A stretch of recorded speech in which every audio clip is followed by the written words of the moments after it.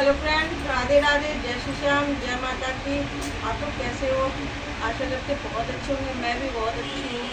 तो मैं कुछ कहना चाहती हूँ पंकज भैया के लिए, क्योंकि आज उन्होंने मेरे लिए ब्लॉग बनाया, मुझे बहुत अच्छा लगा। उन्होंने जो बात पहले भी आए थे मुझे समझाई थी, और मुझे तब भी समझ में आई थी जब भी मैंने भी माफ़ी का वीडियो बनाया था। तो कुछ लोगों ने फिर डालने नहीं दिया था, तो इस वजह से हमने वो माफ़ी का वीडियो डलवाया नहीं था। कुछ लोगों ने रोक दिया था कि अभी रहने दो। तो माफ़ी तो जब ही मांग लेते। मुझे माफ़ी मांगने में कोई शर्म नहीं है, ना मुझे शर्म है, ना मैं उससे हट जाऊंगी। माफ़ी मांगने से मैं पीछे नहीं हटती। अरे माँ कहते ना, अपने बच्चों से भी माँ से गलती हो जाती, बच्चे भी माँ से कभी गलती कर देते हैं। और लोगों से क्या गलतियाँ नहीं होती हैं? हमसे भी गलती हुई है। लेकिन कहते ना कि कोई भी इंसान अगर तुम्हारी रोजी रोटी पे अगर वो हाथ मारेगा तो आप लोगों को कैसा लगेगा? अगर अच्छे से कमाते हो और खा रहे हो, उसमें कोई आके टांग अड़ा दे बीच में, तो आप लोगों को कैसा लगेगा? जैसे ये कुत्ता लेटा हमारे यहाँ पे, अगर इसको रोटी दिलाएं, रोटी खिलाएं और फिर इसके मुंह से अगर रोटी छीने, तो आप लोगों को कैसा लगेगा? इस कुत्ते को कैसा लगेगा? ये मेरे को काटेगा, अपने आप से काटने लगेगा। और इस वजह से काटेगा क्योंकि इसके मुंह से रोटी छिटाई है। वैसा ही मेरा हाल है। अगर मेरी दुकान पे आके और मुझे ही बदनाम करके कोई इंसान चला जाए और मेरी बुकिंग चली जाए, 3,500 रुपये मेरे हाथ से 3,000 रुपये चले जाए, क्योंकि हर एक इंसान ये सोचता है कि चलो मेरे 3,000 रुपये आएंगे, उससे हम ये खर्चा चलाएंगे, उससे खर्चा ये चला लेंगे, हमारा 1 महीने का किराया निकल जाएगा। इंसान ये सोच के हम लोग दुकान करते हैं। और ये नहीं कि हम अपने मतलब के लिए वीडियो बना, सिर्फ आप लोगों को समझाना चाहते हैं कि आप लोग जो हमें गलत कमेंट कर रहे हो, गलत बता रहे हो कि पार्लर वाली को तमीज़ नहीं है। भैया मुझे बहुत तमीज़ है बोलने की। कोई भी इतने मोहल्ले में आ जाए, चला जाए, दिव्यापुर में कहीं भी पता कर ले कि किसी से मैंने तू तड़ा करके आज दिन तक बात करी हो, नहीं बात करी। बात आई थी सिर्फ मेरी रोजी रोटी की और मेरी दुकान की और मेरे काम के ऊपर। आप लोगों को पता नहीं है कि मैंने इसको काम को कैसे सीखा है। आप लोगों को जानकारी नहीं है। आज हम बताते हैं अपनी डिटेल में बात कि जब ये लॉकडाउन लगा था ना, उसके पहले हमने कहीं और पार्लर सीखा था, समझ गए? वहाँ से हमें सफलता नहीं मिली। हमने बहुत मेहनत करी सब सीखने की, पार्लर नहीं मिली। फिर लॉकडाउन जब लगा था ना, तो दिव्यापुर से साइकिल चला के हपून जाते थे हम पार्लर सीखने के लिए। कितनी दूर है यहाँ से? हपून जाते थे, साइकिल चला चला के हम सीखे हैं पार्लर साइकिल चला चला के। जब ऑटो भी नहीं चलते थे और कोई वाहन नहीं चलता, तो उस टाइम हमने इतनी मेहनत की थी। दोपहर नहीं देखते थे, पसीना सर से टपकता था, एड़ी तक पैरों में आ जाता पसीना, और रोने लगते थे साइकिल चला चला के। पता है क्या हुआ? फिर मेरी एक साइकिल भी चोरी हो गई। उस टाइम मेरी एक साइकिल भी चोरी हुई। कहते ना, इंसान के दुख में जब कोई इंसान साथ देता तो अच्छा लगता। अगर किसी के दुख में कोई अगर उसको घाव लगाता है तो उसे बहुत कष्ट होता। मेरे इंसानों को मुझे पता है कि मैंने कैसे, तो मेरे बच्चों को पता है कि मेरी मम्मी ने कैसे पार्लर सीखा। यहाँ से जाते थे, ओवर ब्रिज चढ़ते थे तो पैर दुख जाते थे पपून से फिर रात को शाम को 5 बजे उधर से फिर साइकिल चला के आते थे, क्योंकि इतने मेरे पास पैसे नहीं थे कि हम कोई सी गाड़ी करके जाएं या कुछ भी करें। साइकिल से जाते थे। उस टाइम हमारी एक साइकिल भी चली गई, चोरी हो गई हमारी, समझ लो। वहाँ पे हमारी एक साइकिल भी चोरी हो गई। फिर उसके बाद हमारे ससुर ने हमें खुद एक साइकिल खुद खरीद के दी थी कि तुम इतनी दूर जाती हो, है। जब उन्होंने मुझे एक साइकिल लेके दी, फिर मैंने उस साइकिल से पूरा पार्लर का कोर्स मैंने वहाँ पे किया। इतनी मेहनत कौन कर सकता है? मैं जानती हूँ कि मैंने लॉकडाउन में कितनी मेहनत की है। और उससे पहले मेरी दुकान थी, लेकिन और अच्छा सीखने का चस्का चढ़ा था हमें कि हम और अच्छा सीखेंगे और अच्छा करेंगे। तो इस वजह से मैंने इतनी मेहनत करी, और इतनी मेहनत करने के बाद मैंने कैसे ये दुकान इकट्ठी करी। मैं जानती हूँ मैंने कितनी गालियाँ खाई अपने आदमी की, अपने घर वालों की, कितना मुझे उल्टा सीधा बोला गया सिर्फ इस पार्लर की वजह से। मैंने अपना पूरा पार्लर अपनी दम पे खड़ा करा, 1-1 रुपये बचा के ये चीज़ खरीदी, वो चीज़ खरीदी। अपने गहने तक हमने गिरवी रखे इस पार्लर के लिए।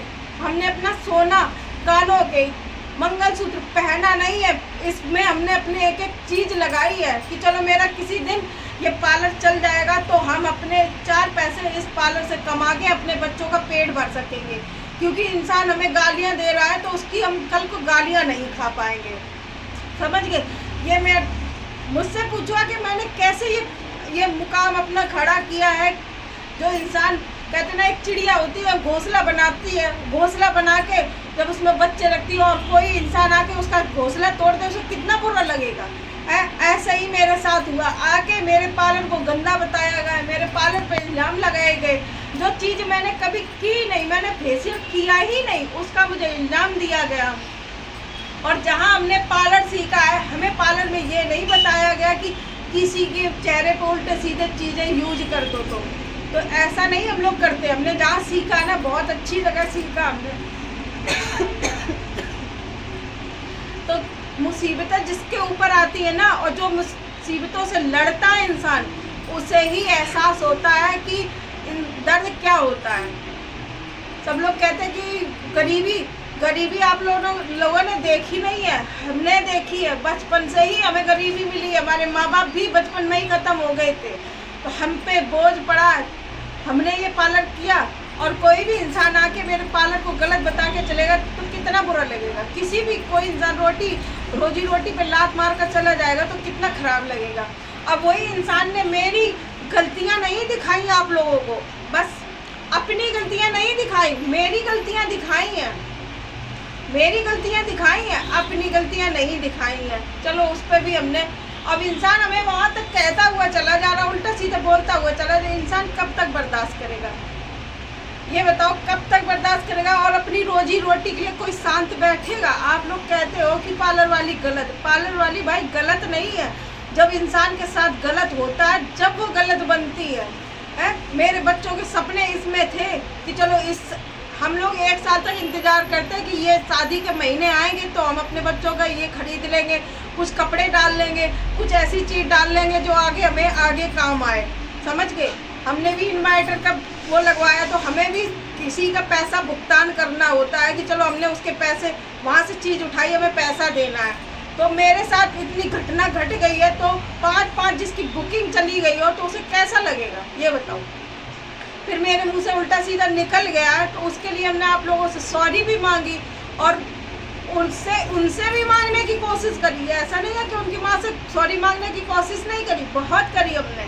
लेकिन कहते ना कि लोग बाग इतनी वीडियो बना रहे, कंट्रोवर्सी कर रहे, आगे को मुद्दे को बढ़ाई जा रहे हैं और कहीं ना कहीं वो उनका नाम भी लेती हैं कि हमारी उनसे बात होती है। तो इंसान क्या करे, क्या कर सकता है इंसान? जब तुम्हारी बात हो रही, जब तुम्हें वो भड़का रही है, तुमसे गालियाँ दिवा रही, तो हम लोग क्या कर सकते हैं? हम लोग शांत बैठे हैं। आज आई पंकज भैया की वीडियो, उन्होंने मुझे जब भी समझाया तो, और हम उस टाइम समझे भी थे और हम अभी भी समझे हुए हैं। और जो बोल रहे हैं माफ़ी के लिए, तो हम अभी भी हाथ जोड़ के माफ़ी मांग रहे हैं। माफ़ कर दो, इस चीज़ के लिए मुझे माफ़ कर दो।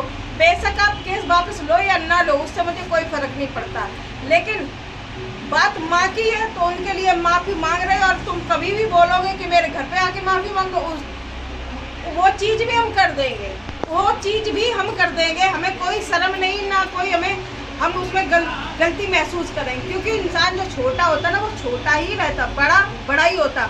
हमने 9 दिन तक पूजा करी है माता रानी की, हम यही समझ लेंगे कि हमने माता रानी के, अगर हम उनके पैर छू लेंगे तो माता रानी और हमसे खुश हो जाएंगी कि चलो तुमने अच्छा किया। तो हमें इस चीज़ का ज्ञान है कि हमने क्या गलत किया, क्या नहीं किया, और अच्छा करने वाले हैं या नहीं करने वाले, ये चीज़ की हमें ज्ञान है। भाई लोग जो कमेंट कर रहे हैं ना गलत कि पार्लर वाली को बोलने की तमीज़ नहीं है, बोलने की तमीज़ है, हमें सभ्यता भी है। हमने मेरे 3 बच्चे हैं और बच्चे भी हमारे बराबर के हो रहे हैं। अगर सभ्यता ना होती तो मेरे बच्चे इतने अच्छे नहीं होते, वो अच्छे अगर मेरे बच्चे भी बुरे होते ना तो तुम लोगों को जवाब मिल जाता वीडियो में। आज दिन तक मेरे बच्चे नहीं पलट के जवाब नहीं दिया, सब सुन रहे हैं कि मेरी मम्मी के लिए कौन क्या बोल रहा है, लेकिन मेरे बच्चों को हमने ये संस्कार नहीं दिए कि पलट के तुम जवाब दो, समझ गए हो? ये संस्कार नहीं दिए। हमें भी ज्ञान है कि हमने गलती की है, और वो भी कहते हैं, मेरे बच्चे भी कहते हैं, मम्मी तुमसे की गालियाँ निकली हैं, मम्मी ये तुमने गलती करी है। तो हम उनकी भी सुनते हैं कि बच्चे भी हमारे खुद कहते हैं कि मम्मी तुमने ये गलती कर दी है, यहाँ गालियाँ नहीं देनी चाहिए थे। और मैं जानती हूँ कि मैंने ये बात गलती करी है, तो उसके लिए हमने कई बार सॉरी भी मांग लिया, ऑडियंस से भी मांग ली, और रही बात उनकी, उनसे भी मांग रही हूँ। और रही बात घर की, तो घर पर भी जाके हम कभी ना कभी माफ़ी मांग सकते हैं। ऐसा नहीं है कि हम घर नहीं जानते और उनका कि गाँव नहीं जानते, हम जा भी चुके हैं बहुत बार, समझ गए। लेकिन कुछ कंट्रोवर्सी इतनी बढ़ रही है, इतनी बढ़ रही, हद पार हो गई, इतना गंद मचा रखा है, इतनी उल्टी सीधी अभद्र भाषा में बात करी जा रही है। औरतों को औरत नहीं समझ रही है, उनको सुगरिया बोल रही है। सुगरिया का शब्द नहीं पता है कि लोगों को सुगरिया किसको बोलते हैं। इतनी गंदी गंदी भाषा यूज कर रहे हैं दूसरी लड़कियों के बारे में, प्रेग्नेंट लेडीज के बारे में, कह रहे हैं कि महीने से पहले तू बच्चा पैदा कर देगी। इतनी गंद भाषा में ये लोग पैदा, मतलब इतनी गंद मचा रखी है वीडियो सोशल मीडिया पे। हम ये नहीं करना चाहते हैं। जब बोलते हैं गलत, जब हमें कोई इंसान भड़काता है, जब मेरे लिए इतनी सारी वीडियो बन रही हैं, तो मैं क्या करूं भाई, उसका जवाब थोड़ा बहुत देना पड़ता है। जैसे मैंने कल वीडियो बनाई है, जब ये औरत मुझे भड़काती है तब मेरे मुंह से उल्टा सीधा निकलता, और कहीं ना कहीं कोई ना कोई तो ये से करवा रहा है ये काम। ये मैं समझती हूँ, मैं इंसान तो हूँ, जानवर तो हो नहीं कि नहीं समझती नहीं हूँ, समझ गए हो। और हम उन लोगों से कहना चाहूँगी कि जिन्होंने हमारी बेटी के लिए बोला है कि उनकी बेटी के लिए ना बोलो, थैंक यू भैया। और पंकज भैया को भी थैंक यू बोल रही हूँ कि आपने मुझे इस चीज़ के लिए समझा, मेरे बच्चों को इसलिए समझा।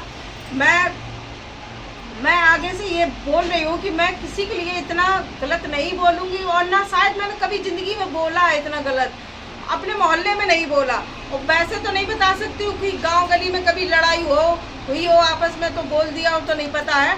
लेकिन अपने इस मोहल्ले में, दिव्यापुर में, किसी को मैंने इतने गलत तरीके से नहीं बात करी मैंने कभी भी। तो मैं अपनी ऑडियंस से यही कहना चाहती हूँ, पार्लर वाली इतनी गलत नहीं है जितना और लोग उन्हें बना रही हैं। इंसान उधर से वीडियो छोड़ रहा है, जब वीडियो देखते हैं तो थोड़ा दिमाग खराब होता है, तब ये मुँह से बातें निकलती हैं, समझ गए हो। तो मैं वीडियो को यही एंड करती हूँ। पंकज भैया से कहना चाहती हूँ, आप मेरे लिए छोटे हो, क्योंकि हमारे बच्चे बड़े बड़े हैं।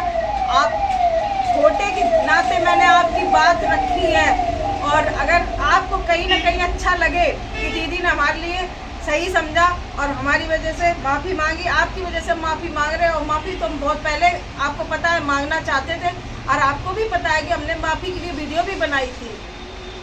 लेकिन आप भी एक वीडियो बना सकते हो, छोड़ सकते हो कि जो औरतों के इतने अभद्र भाषा में बात करी जा रही है, बहुत गलत सोच बोला जा रहा है, इतना गंदा गंदा बोला जा रहा है, जो इंसान कहते ना कि कान भी दुखने लगते हैं सुन के। हमने जो बोला तो मुंह मेरा गंदा हुआ, मैं जानती हूँ कि मैंने बोला, लेकिन जो ये लोग तो पढ़े हुए हैं, हम तो चलो ज़्यादा पढ़े लिखे नहीं हैं, हमें इतनी बुद्धि नहीं थी, लेकिन ये लोग तो इतने पढ़े हैं, BSc BA फाइनल कर रखी इन लोगों ने। ये अगर इतना गंद बोलेंगे और अगर ये इतनी गंदी भाषा यूज करें तो इन लोगों को क्या बोला जाएगा, ये बताओ।